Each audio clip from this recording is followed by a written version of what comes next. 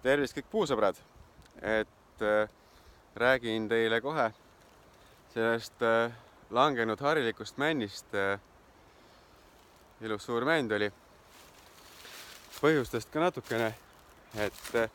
siin minu selja taga varem pool aastat tagasi oli ilus suur tihe mets ja nüüd, kus see mets on maha võetud, siis ja kuna sellel puul on ilus suur purjepind okste ja okaste näol, siis murdis see tuul selle puu lihtsalt maha juure pealt. Aga miks juure pealt on seetõttu, et siin 13 aastat tagasi süvendati või tehti siia see tiik ja selle tiigi sisu siis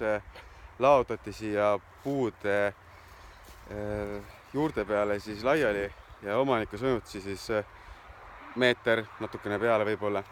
Ja nüüd ma näitan, et mis selle hapnikuvaeguse tõttu ja on siin, et kas nüüd hapnik, aga näitan, et need tugijuured on läbi. Siit on puu lausa tolmab, et see eluspuit enam ei ole ja et see on tüüpiline case, kus võetakse mets maha, jäetakse ilusamad puud püsti, tuuakse täitepinnas peale, et siluda, oleks ilusam silmale ja lihtsam võib-olla seda pinda hooldada.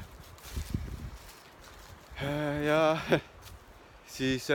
tuul lihtsalt tegi selle asja ära ja nüüd on siin tiigis üks kala juures. Seesama, et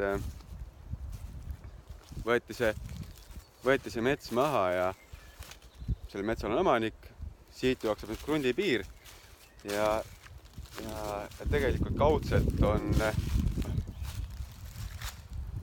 kaudselt on süüdi ka ühtlasi selle kõrvalmetsa omanik, võttis tema need puud maha ja siis tuulel on suurem võimalus neid maha lükata. Ja siis selle krundi pool, selle omanik siis sai nii-öelda kaudselt kahju, et tema puud nüüd kannatavad, aga samas ma ütlengi, et siin on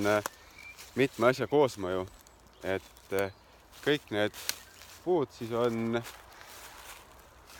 korralikult selle paksu savikihiga, vähemalt need juured on kaetud ja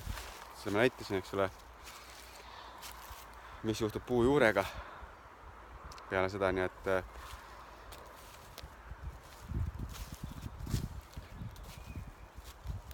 vot mõtlemist jälle, et mõistlikum nendel uhselamurajuhnidel on lage raie ja tasandage oma pinnad ja asjad ära, ehitage oma majad püsti ja pange siis puud sinna, kuhu te soovite ja arvestage siis puu nii-öelda mõõte, kui ta on suureks kasvanud ning saate endale ilusad tugevad puud, mis kohanduvad siis kiirelt ka nii-öelda veerežiimi ja siis valgustingimustele ning aga jah, väga hea näide oli, aga super, tänud kuulamast!